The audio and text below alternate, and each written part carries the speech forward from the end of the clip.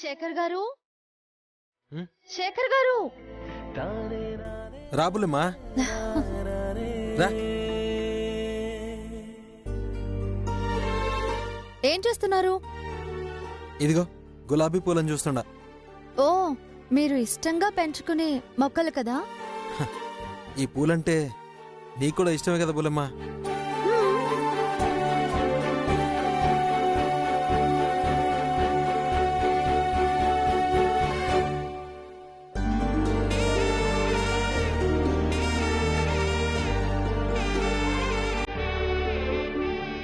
తీసుకోబోలేమ్మా, తీసుకోబోలేమ్మా.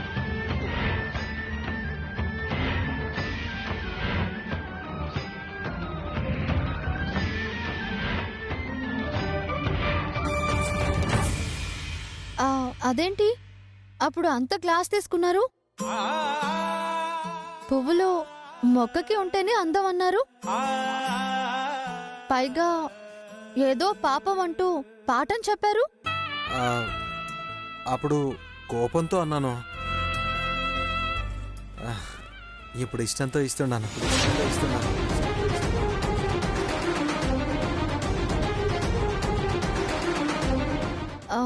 ఎందుకో అందరూ నా మార్పే కావాలని కోరుకుంటున్నారుగా.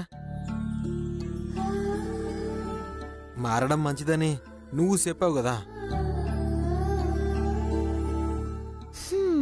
మారారా? మారుస్తున్నావుగా. పాఠాలు చెప్పే పంతులకే నేను ఊర్లో ఉన్నప్పుడు పిల్లలు కూడా వాళ్ళకిష్టం వచ్చినవి ఇచ్చేవాళ్ళు.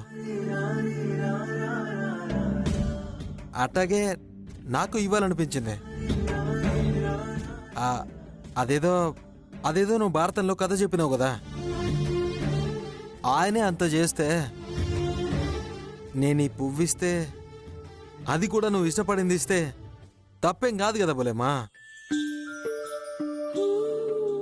చెప్పిందంతా మర్చిపోయారా? నేనే మర్చిపోయాను. ఆయనెవరు నేనెవరు అంటే పేర్లు మర్చిపోయినట్టే కదా. మర్చిపోలేదు బోలేమా. అయితే పేరు చెప్పండి, తీసుకుంటాను. ద్రోణాచార్యుడు, ఏకలవ్యుడు. గుడ్.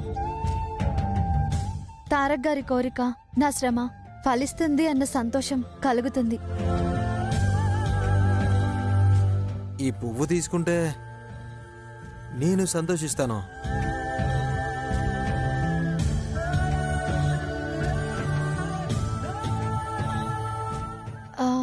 మార్పా లేక మరేదేనా? ఏంది బుల్లెమ్మా అట చూస్తుండవు? పువ్వు తీసుకో, తీసుకుని తల్లో పెట్టుకో.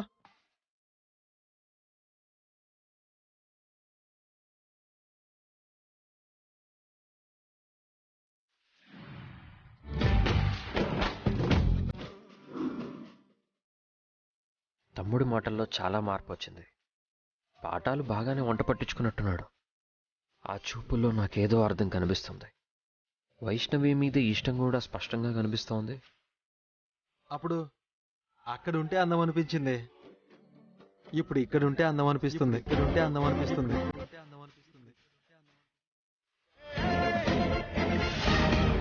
ఇదిగో బులెమా, బులెమా.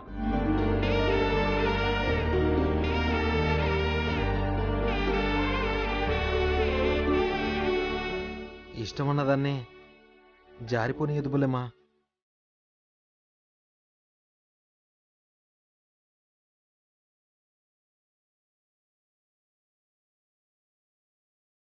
ఖచ్చితంగా వీడిష్టపడుతున్నాడు. ఈ ఇష్టం నిజమైతే ఇక వాడి జీవితంలో ఏ కష్టం అనేది ఉండదు. వైష్ణవి లాంటి తెలివైన అమ్మాయి వాడి జీవితంలోకి యాడ్ అయితే అంతకంటే వాడి అదృష్టం ఏముంటుంది? నేనొకటి అనుకుంటే దేవుడు మరొక అదృష్టాన్ని కల్పించాడన్నమాట. వైష్ణవి గారు,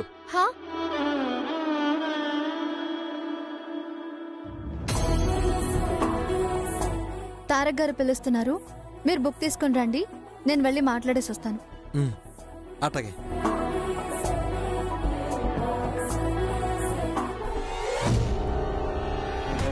కట్టుకున్నాడు ఒకడున్నాడన్న సంగతి మర్చిపోయినట్టున్నారు. మాలినీదేవి గారు మర్చిపోవడం ఏంటండి? ఫోన్ చేసి నేనున్నానని గుర్తు చేసేదాకా రాలేరు కాబట్టి పుట్టింట్లో ఫుల్లుగా మెక్కుతూ ఒళ్ళు చేసి కళ్ళు నెత్తికెక్కాయి కాబట్టి, పిలుపు అందందే రాలేరు కాబట్టి, డబ్బు కోసం పీడించుకు తింటున్నాడు. అలాంటి వాడు ఉంటే ఏంటి పోతే ఏంటి అనుకున్నావేమో అని. అయ్యో అవే మాట్లాడండి. మీరేగా డబ్బుతోనే తిరిగి రమ్మన్నారు. ఓహో, నేరం నాదే అంటావు. మొగుడి మీద మమకారం ఉన్నదానివైతే వాళ్ళని వారించో వాదించో సాధించుకురాలేకపోయావా? ఇవ్వనంటే నువ్వు ఏడవాలి, వాళ్ళని ఏడిపించాలి. ఇచ్చేదాకా మెతుకు ముట్టనని నిరాహార దీక్ష చెయ్యాలి. అవన్నీ మానేసి హాయిగా తింటూ కులాసాగా కబుర్లు చెప్పుకుంటూ కాలక్షేపం చేస్తున్నావా? అయినా మీ అన్నయ్య వచ్చాడుగా, నీ గాథ నా అవసరం అని చెప్పి తేవచ్చు కదా. పైగా చైర్మన్ అయ్యాడన్నారు, చెక్ పవర్ రాలేదా? నేను ఆ పని చేద్దామనుకున్నానండి. కానీ మా అమ్మ వాడు 14 ఏళ్లు దూరంగా బతికొచ్చాడు, ఇప్పుడే నీ ఇబ్బంది చెప్పి వాణ్ణి బాధ పెట్టొద్దు అని మా అమ్మ బతిమాలకుందండి. ఏయ్! అమ్మ బ్రతిమిలాడింది, నానమ్మ బొజ్జగించిందని కథలు చెప్పకు. వాళ్ళని ఎలా ఒప్పిస్తావో, డబ్బు తెచ్చి నన్ను మెప్పిస్తావో నీ చేతుల్లో ఉంది. ఆలోచించుకో మాలిని. చూడు మాలిని, భార్యవని జాలి లేకుండా చేసుకోకు. నా ఆలోచనలు మార్చుకుంటే కొత్త చాప్టర్ ఓపెన్ చేయడం చాలా తేలిక. ఎంత త్వరగా డబ్బులొస్తే అంత మంచిది. లేకపోతే వాళ్ళు కాని ఇవ్వకపోతే భర్త కార్డుతో నిన్ను రేపే తీసుకువెళ్తాను.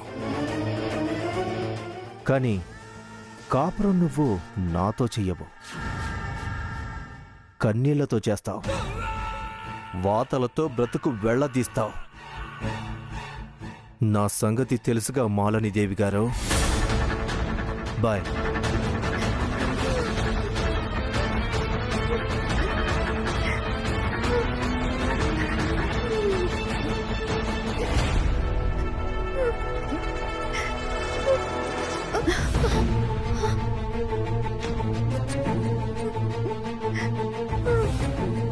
సారీ అండి, చూసుకోలేదు.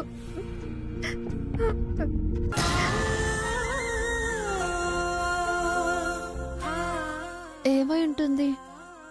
ఈ అమ్మాయి ఇలా కన్నీళ్లు పెట్టుకోవడానికి కారణం ఏమై ఉంటుంది? అయినా నేను వచ్చినప్పటి నుంచి చూస్తున్నాను, ఈ అమ్మాయి ఇక్కడే ఉంటుంది. పెళ్ళైన పిల్ల అత్తారింట్లో కదా ఉండాల్సింది, మరి పుట్టింట్లో ఎందుకుంటుంది? ఆ కన్నీళ్ల వెనుక ఏవైనా కథుందా? అత్తింటి ఆరళ్ళు, భర్తతో విభేదాలా? మా తమ్ముణ్ణి బాగానే ట్రైన్ చేస్తున్నట్టున్నారుగా. అవునండి, మునుపటి కంటే చాలా బెటర్. ఎస్, నేను గమనిస్తున్నాను. వాడి మాటల్లో కాస్త ఇంగ్లీష్ పదాలు వస్తున్నాయి.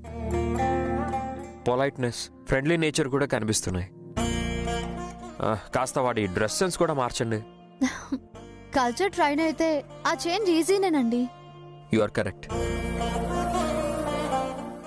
ఇప్పుడేం ఇబ్బంది పెట్టట్లేదు కదా? లేదండి. మార్పు మొదలైంది కదా, పెట్టడ్లే. వస్తాను. తారగారు, చెప్పండి. అది అది చెప్పండి, నాతో చెప్పడానికి ఏముంది? Any problem? నా ప్రాబ్లం కాదు, మీ ఫ్యామిలీ మ్యాటర్. అడగొచ్చో లేదో అని. మిమ్మల్ని మా ఫ్యామిలీ మెంబర్గా ఫీల్ అవుతున్నాం. పర్వాలేదు, అడగండి. మరేం లేదండి, మాలిని గారు వచ్చి చాలా రోజులైంది కదా, ఇది మొదటి ఆషాఢమా? అందుకే మీ బావగారు రావడం లేదా? ఈ విషయం నేనెందుకు ఎప్పుడు ఆలోచించలేదు. సారీ అండి, అడగకూడంది అడిగి ఇబ్బంది పెట్టానా? నోనో, అలాంటిదేం లేదు. నాకు ఈ మాసాలు అవి ఏం తెలీదు. బావగారు మనం లేనప్పుడు వచ్చారేమో, కనుక్కుంటాను.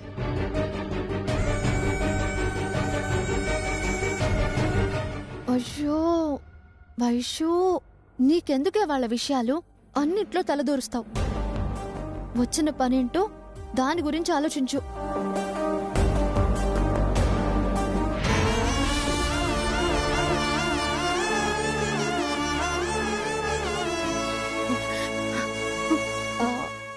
ఆంటీ,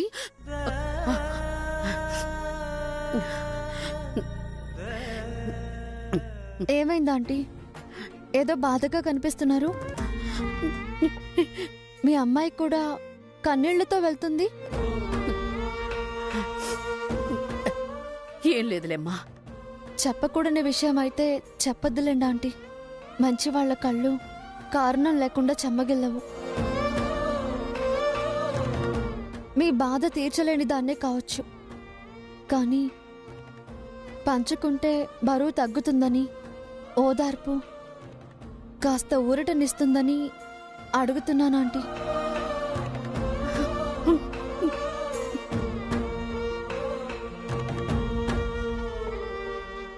మీలాంటి వాళ్ళు బాధపడితే చూడలేక అడుగుతున్నాను ఆంటీ. ప్లీజ్ చెప్పండి ఆంటీ. అమ్మా వైష్ణవి, మా ఇంట్లో మనిషిలా కలిసిపోయి మసులుతున్నావమ్మా. నువ్వు అడగడంలో తప్పేమీ లేదమ్మా. కాని దీని బాధ చెప్పుకుంటే తీరేది కాదు. తీరని బాధ కరగని కాలం ఉండదు బామ్మగారు. సాయం చేయగలిగేదాన్ని కాకపోవచ్చు, కానీ ఆత్మవిశ్వాసాన్ని పెంచే ప్రయత్నం చేస్తాను కదా.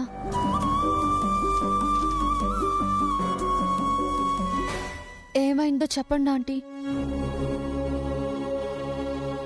వైష్ణవి, గుళ్ళో పెంకు నీకు కనపడింది కాబట్టి నీ చెయ్యి అడ్డం పెట్టి గాయం కాకుండా ఆపావు. కాని ఇది నా గుండెకు ఎప్పుడో అయిన గాయమమ్మా. మార్చటం నీ వల్ల అయ్యే పని కాదు.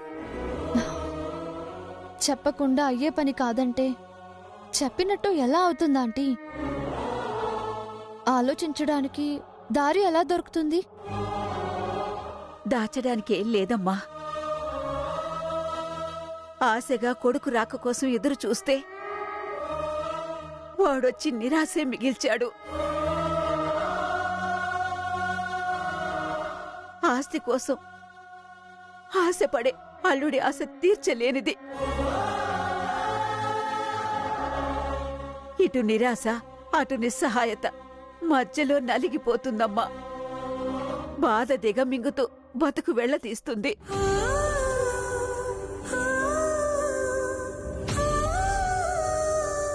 శేఖర్ మార్పే దీని బాధ కాస్త తగ్గించగలదమ్మా. వాడి సమర్థతే ఈ సమస్యల నుంచి కాస్త బయట పడేయగలదమ్మా.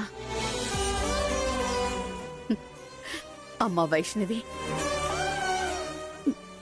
పైకి కనిపించేది నా కొడుకు మొండితనం, మొరటుతనమే కాని వాడి మనసు చాలా మంచిదమ్మా. కొత్తగా చెప్తున్నారేంటా ఆంటీ? వెంటాడుతున్న దురదృష్టం, తెలియని భయమమ్మా.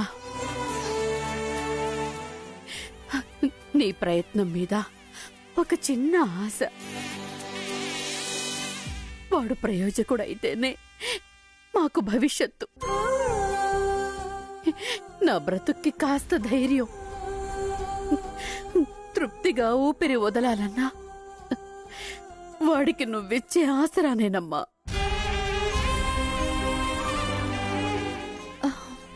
అయ్యో, అవే మాటలాంటీ.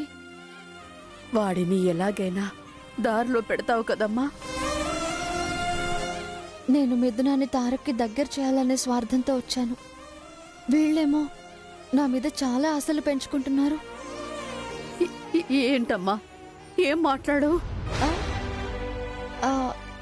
ఏం లేదా ఆంటీ? చెప్పమ్మా. శేఖర్ని మారుస్తావు కదా. వాడు బాధ కలిగించేలా ప్రవర్తిస్తే మధ్యలో వదిలేయవు కదా. నువ్వు వదిలేస్తే మేము మిథ్యలో బ్రతకాల్సి వస్తుందమ్మా. నా బ్రతుకు కాలుతున్న కట్టెలా మారుతుంది. అయ్యో, మీరలా మాట్లాడొద్దా ఆంటీ?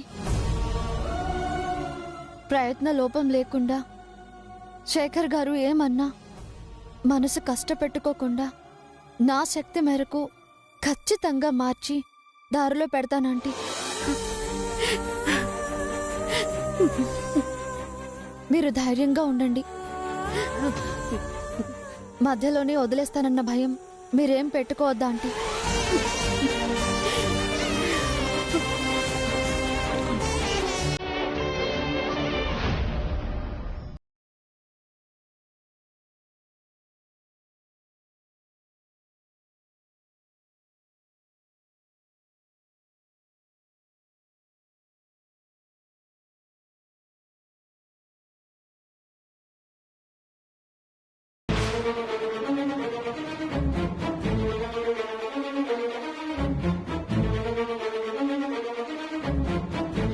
ఏంటి నాన్నమ్మా, ఏం మాట్లాడవేంటి? గొప్పింటి అమ్మాయిని చేసుకున్న జబ్బే అశోకుది. డబ్బు జబ్బు. అతని అవసరం ఒక్కసారికే తీరేది కాదురా.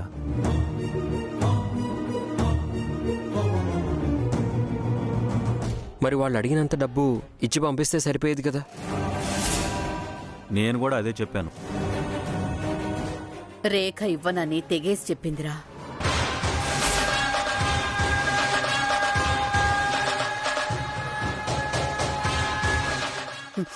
చాలా ఖచ్చితంగా మాట్లాడింది. అవునవును, రేఖ ఈ విషయంలో చాలా గట్టిగానే ఉంది. ఆలోచిస్తే రేఖ చెప్పిందే కరెక్ట్ అనిపిస్తుంది నాన్న. బాధ్యతగా పెళ్లి చేశాం, అనుకున్నవన్నీ అప్పచెప్పాం.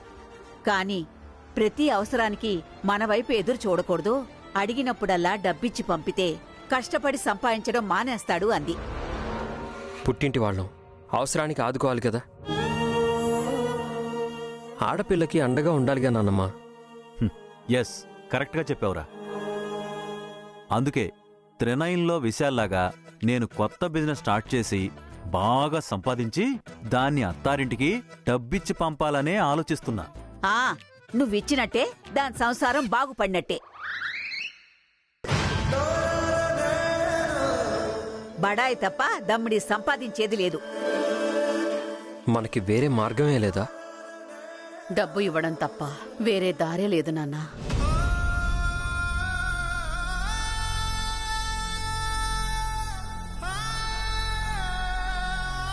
E for EGG egg. EGG egg. F for FAN fan. FAN fan. G for GOAT goat. GOAT goat. H for HAT hat.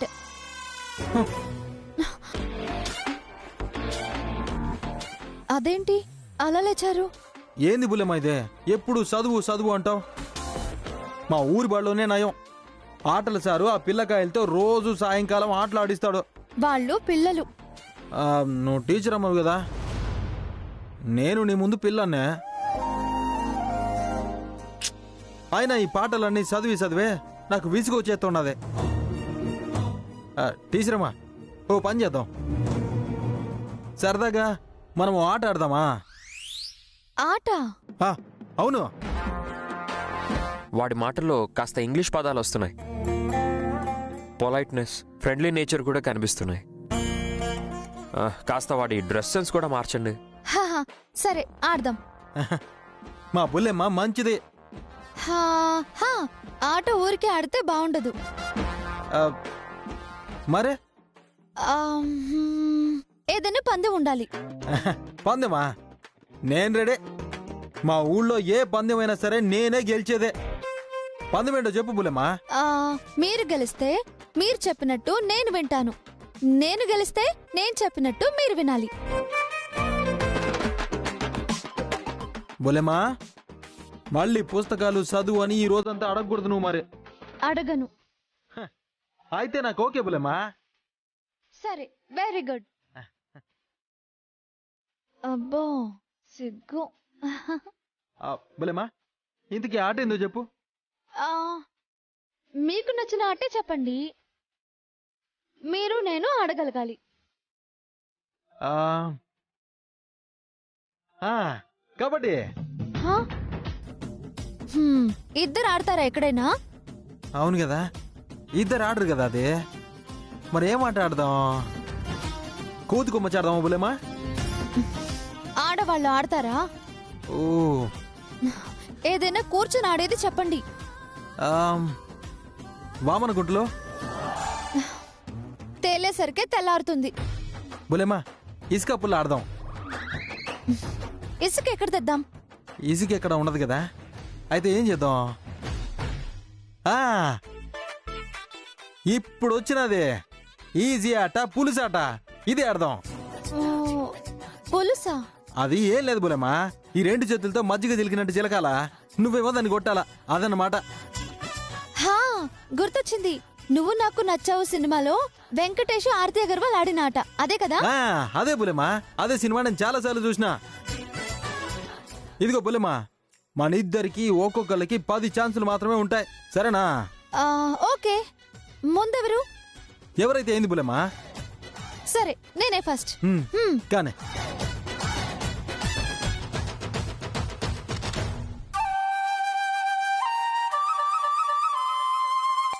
కొడితే బుల్లమ్మకి దెబ్బ తగులుతుంది కదా. అసలే ఊళ్ళో అంతా నన్ను మొరటోడు అనేవాళ్ళు.